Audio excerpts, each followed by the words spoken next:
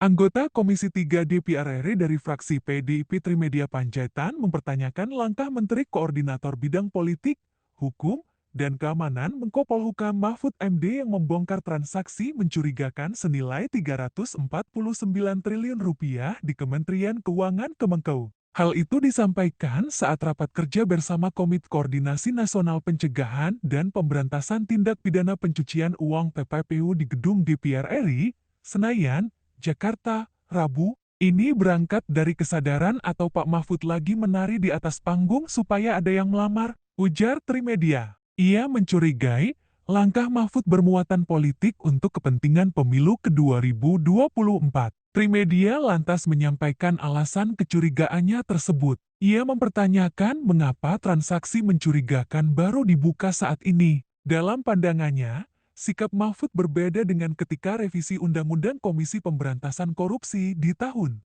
ke-2019.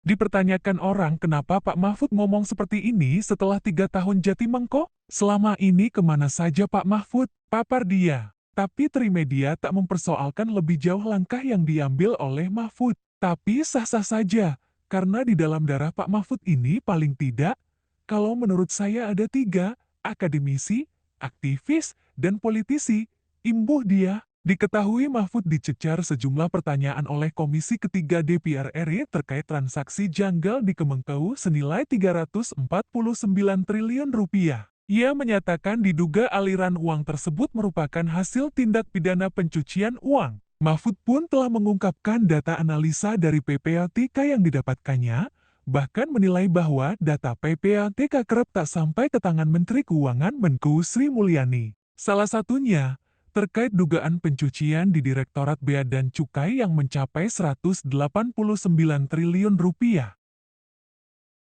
Hanya saja yang dipertanyakan orang, kenapa Pak Mahfud ngomong seperti ini setelah 3 tahun jadi Menko? Selama ini kemana aja Pak Mahfud? Termasuk pada saat yang paling krusial RUU KPK yang dianggap nadi dari pemberantasan korupsi. Hampir tidak terdengar juga suara Pak Mahfud. Jadi sehingga tidak salah juga Pak Mahfud, orang menyampaikan ada apa dengan Pak Mahfud, ini berangkat dari kesadaran, apa Pak Mahfud lagi menari di atas panggung supaya ada yang melamar.